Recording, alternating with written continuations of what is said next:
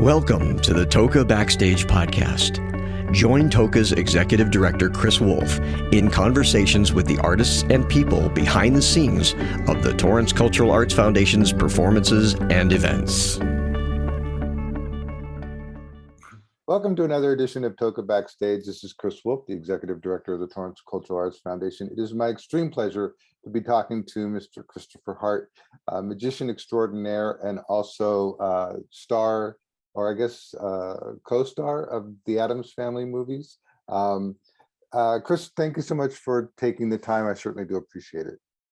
Thank you, Chris. It's a pleasure to see you. I don't know if I should reveal to everybody that we're kind of longtime friends, but we never get to see each other. I've known you a long time, but this is the closest thing we're getting to a lunch together. I know, right? Just for those listening, I first worked with Christopher Hart back in Glendale when I was producing a magic show fundraiser for the Glendale Arts Council, and you were kind enough to donate your time for that show. And then I put you on the cover of the Recycler, and the rest is history. I have to say, I think that cover has got to be one of the reasons why you got the Addams Family movie. So I'm going to take partial credit for that. All right, I will give you partial credit, 100%. Yes. For those also watching, the reason why I'm doing this interview, not only so that I can actually pretend like I'm having lunch with you, is also because you will be the host of the Armstrong Theater Stage during the South Bay's Festival of the Arts coming up in June, on June 25th. So it's going to be great to have you back on the stage in Torrance. But I want to go back to one of the things that you're really known for is the Addams Family movie. How did that come about?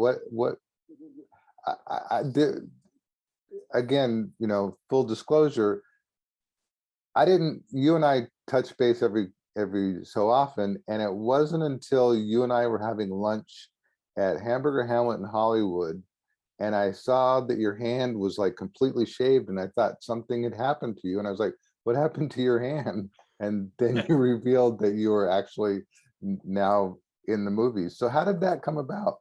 Well, I should clarify to your listeners too, when yes, I was the Addams Family hand, I'll explain, but when I did the film, and they shaved with my hair off my hand, so it was a very strange look.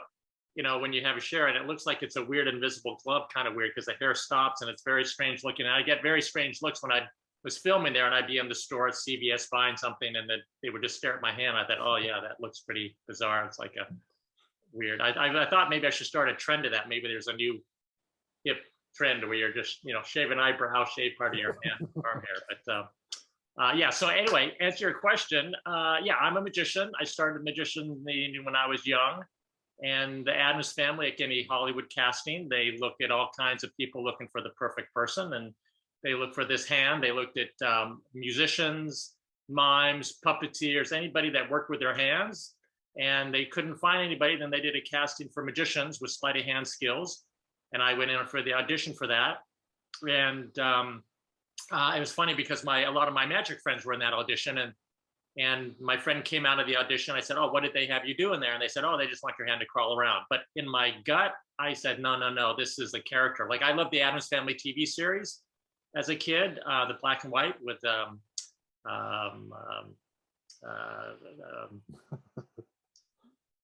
it's too early, my brain's fried. Carolyn Jones, which actually I know a lot of history of Carolyn Jones, which is actually interesting. She was married to Steven Spielberg, not Steven Spielberg, Aaron Spelling, which they met in an acting class. Anyway, I'm going off on a tangent. But anyway, yeah. So I knew I had to go in there, and I showed my hand, interesting characterization. They wanted to see sleight of hand skills, and then had my hand crawl around, look happy, look sad, look nervous. I went home, I took a video camera, and I started filming myself. Interesting walks, because the script would just say thing runs to the door. So I had to come up with, okay, how can I make this interesting? Charlie Chaplin sliding around a corner, a little happy puppy dog. And they liked what I did. They interviewed me, and they wanted to make sure I wasn't going to be freaked out under tables. They said, are you okay under tables for hours? And I said, yeah, I'm a magician. I'm used to doing things over and over in front of a mirror, precise movements. So. Well, and was it odd that, I mean, because I imagine that you were like under tables and chairs and stuff for an extended period of time. How was it working with that cast? Well, I will say a few things. That cast was great, fantastic. Raul Julia, Angelica Houston. I will also say that when I did that audition, I didn't know the film business. I love film. That was my favorite thing to do to relax, was to watch movies. I love watching movies in general. Is my hobby, sort of thing to relax and get inspired.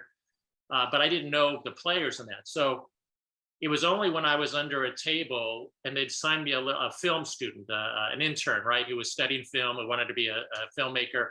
And they would assign me to get, because I was stuck under a set, with my arm locked through a hole or something, and they would get me water. And I'd say to the guys, oh, who's that person there? And who's that person? And they started telling me all these players. And oh my God, this was insane, the level of these people. I had no idea, which was good because I wasn't intimidated in the beginning. I got intimidated later when I realized what I was involved in. But Raul Julia was super nice. The first scene I did was, they shoot movies out of sequence. And one of the scenes was with a cereal bowl with things,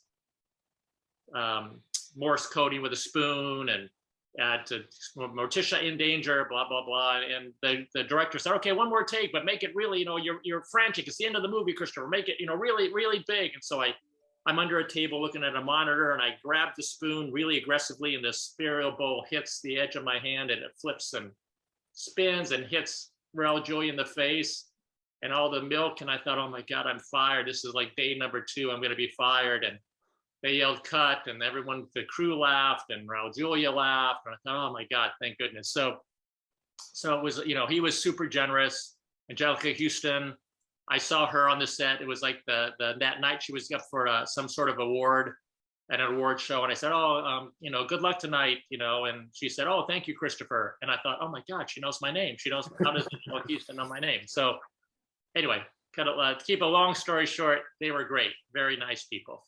Awesome. And so going even further back, what was the impetus for you to get into magic? I know everybody sort of has their defining moment of when they first get introduced. I know, like, mine was when my parents came back from Vegas after seeing Siegfried and Roy. They brought me a little set of multiplying billiard balls, which just sort of led to this, rabbit hole of everything magic for years.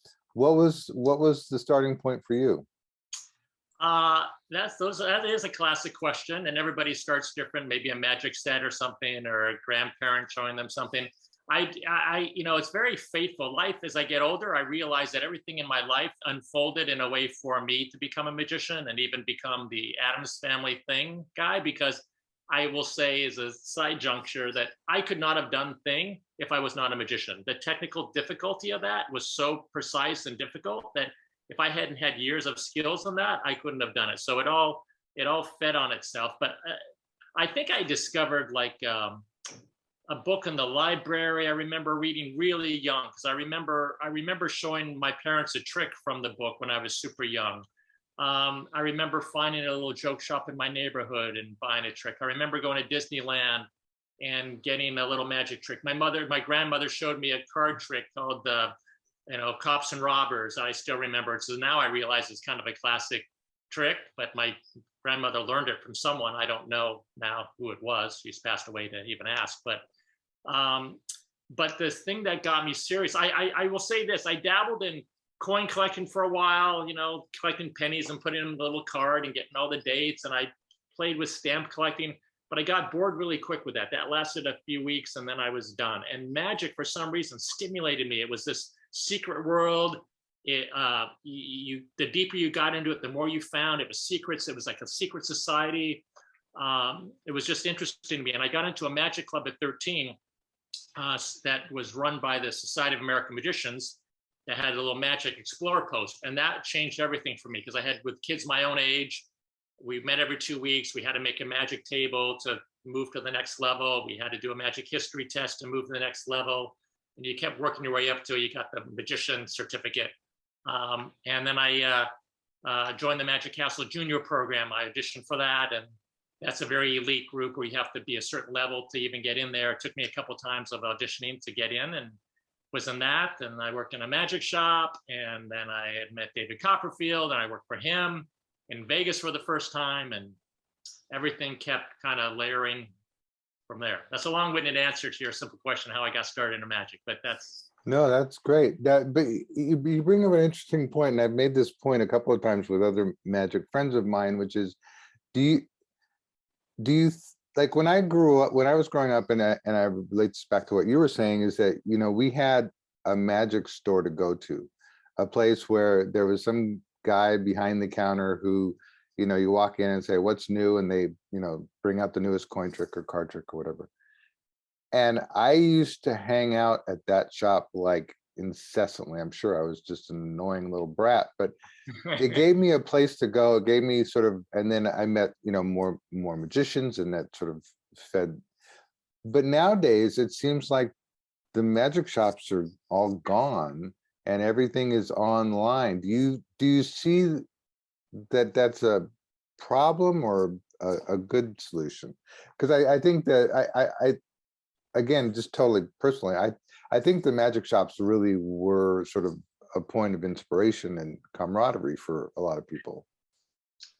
Yeah, that you know, you know, when you say that, it resonates, is completely accurate with me. You're right, and maybe because we're old timers, when we go, those good old days. But there was something great about those things, and I think people are going to circle back to that. I think with this, you know, lockdown we've had for 2 years, you start to realize the importance of each other and social interaction. Right, when it's taken away from you for a year and you're isolated, you're going, oh, I don't want to live on the internet. Yes, we can do it. We can work from home. We're capable of that. But really, people crave human interaction and networking, and it's just, it's the way we progress as a society, right? So yes, the magic shops, those were hangout places. I'd go there all the time, meet other people.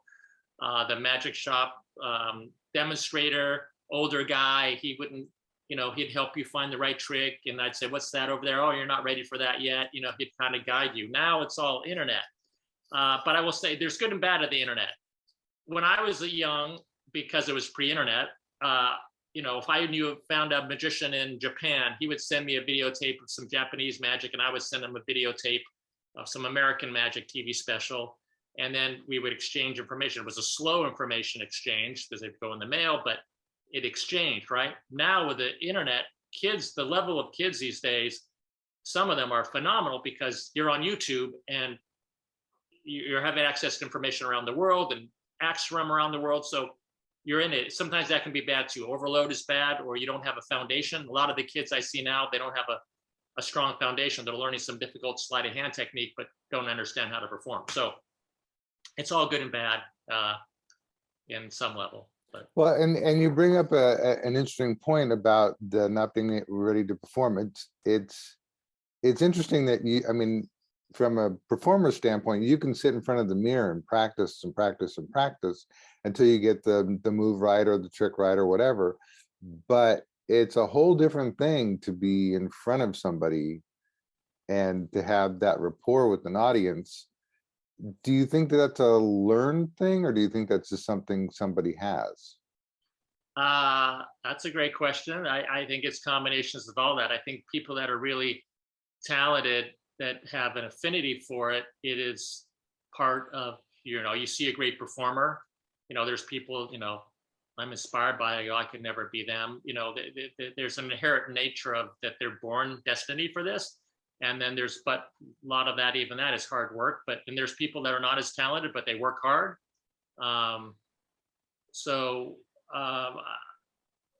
It's David Copperfield. I work for David Copperfield, for instance. This guy already has a talent gene in him but he is the hardest working guy. None of that comes easy for him other than his hard work. Yes, he looks good on stage, he's handsome, but he thinks about his magic, thinks about how he wants to connect to the audience, gets a strong team around him. I work for him when he first went to Las Vegas and his TV specials, and I see that drive, and he's a machine that I don't have that whatever he has in him. I work hard. I'm not afraid of hard work, but this guy works on another droid machine level. I can't even keep up with him. So that to me is destiny for him. He is the chosen one to do that.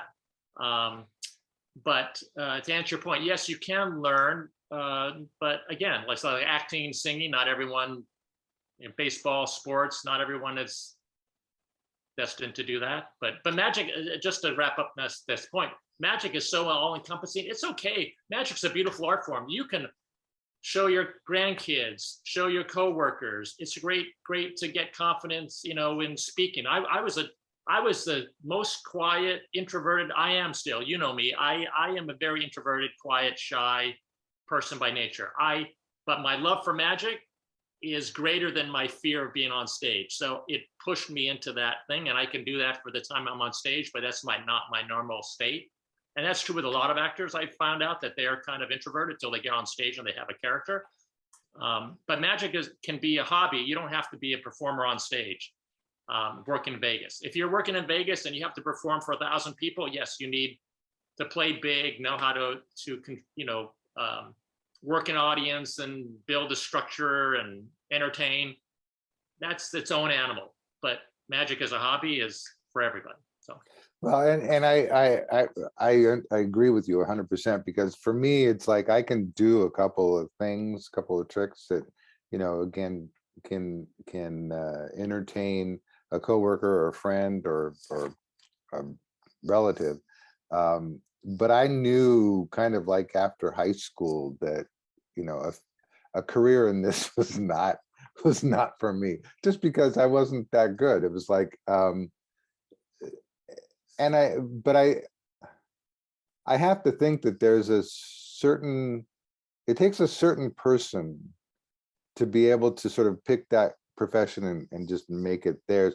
I know, for example, I have a friend who I grew up with, and he did magic. He's very creative. And it's like if you hung out with him, he would just be like this average Joe. But as soon as he steps on stage, you can just see the change on his face. It's like he's now stands like 3 inches taller, and he's got this whole persona. And I'm wondering, like, for you, I know when you walk out on stage, you have definitely you exude confidence. But you said, you're shy, and how did that come about? Is it just a natural thing when you walk out on stage? I don't know that it's natural. I think I had to learn, but you learn by being aware, right? There's you know who this is, Jack Goldfinger and Dove, African American, and his wife that I watched as a kid growing up in magic, and he was the greatest. He books the Magic Castle now. He's the entertainment director of the Magic Castle, which is the perfect job for him because he understands talent, he knows people, and they love him, respect him. But he would come out and work that music, and the showmanship. So I observe other people, Liza Minnelli's, old movies, Fred Astaire's, and all these people that I love, what Lady Gaga's now, people that are, you look at a Lady Gaga, she's nothing but attacking the audience and attacking the music, and you're giving it. So yeah, I observe other people and I say, oh, how can I take that from them? Look how they're doing it, because usually the audience doesn't realize it. They're just feeling the experience, right? So you have to look at it on the other side as the technical. It's like, oh, look what they're doing here, emotionally for the audience. Yeah, being aware of it and then working toward it. I can only, I don't know. I work hard, but again, there's people far more talented than I am. I just try and be the best me I can. Really, that's all we can do is be the best of our. We really have no competition other than ourselves, really. That is very true. That is very true. I'm curious for those. As you know, the Torrance Cultural Arts Foundation not only does a season of shows, and we present a lot of performances, and we produce this festival, but we also have one of our missions is to help and mentor and encourage young upcoming talent. I'm curious, from your perspective, what words of wisdom would you give to somebody who wants to maybe get started in the magic industry? Yeah. Well, I just as a side note, I go on these terrible tangents. My brain overthinks. So yes, I'm a trustee at the Magic Castle in Hollywood, the Academy of Magical Arts, which is housed within the Magic Castle Clubhouse. And I am one of the trustees. And one of my duties that I have as a trustee is I am liaison to the junior group at the Magic Castle. So it's ironic that I started as a junior magician there, and now I'm returning full circle back to give back, because I know the importance of that 100%, that these groups that need encouragement and support to inspire, just as I was inspired by somebody else. We all are on the backs of somebody else and helping each other. So yeah, so I would say there are still brick and mortar magic shops out there, not as many as there used to be. And for the most, I can't vouch for every brick and mortar magic shop, but for the most part, those guys working behind the counter are magicians and they love magic and they want to inspire others. So if you can go to a shop, that would be good. There are tremendous amounts of resources on the internet to learn magic. Books are great, and the videos. There's Penguin Magic and Hocus Pocus. I don't want to endorse anybody. Vanishing Ink. There's so many sites, and they have downloads now, and most of those guys are really helpful too. If you kind of say you could probably write them sometimes and say you're a beginner in magic, what do you suggest, or something. They have a beginner magic section, and local magic groups, finding other people. But do you, I'm curious, like, getting that head start. I know, like, again, I'm back in the day, you had little cards made up, you did ads in newspapers for birthday shows, and then you hope that grows into something bigger. For you, because I know, like, I'm in awe that you travel the world, you perform magic, and you're well respected. You mention your name to just about anybody in magic and circles, and they know who you are and have nothing but the nicest things to say about you. What was the path for you? Did you do birthday parties? How did you get to the point where you're at now? Well, if you want to know the truth of it, the honest truth is I don't know. I don't advocate for any kind of religion. I grew up Catholic, but I say, sometimes I jokingly say God is my agent, because I am the worst. I have no website. It's embarrassing to say that. I don't have that. I say somehow, by the sheer luck of fate and unfolding and me being to the right place and working hard, because I couldn't have, everything that happened in my life happened in a way that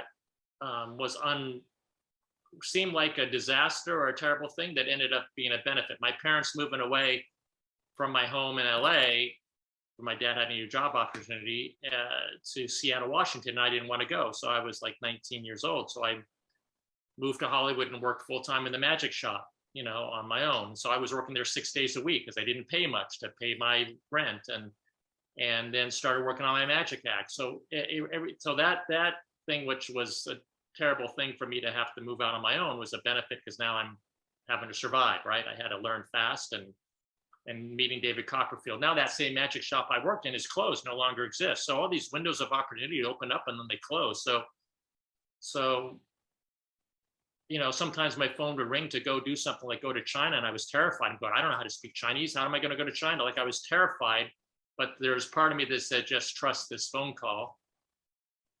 And I went to China, and then you find out that there's people at the hotel that know English because they have tourists and they have a translator for me. And I'm being, so it was terrifying, but I was going into the world of the unknown. So I've been very fortunate, but like anything in life, I'm reinvented myself now. All my marks have gone away.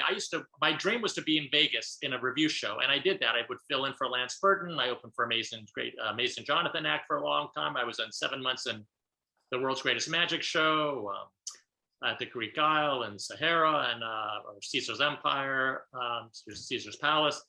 So I did a lot of stuff. I'd work Vegas 4 or 5 times a year, but now it's all Cirque du Soleil.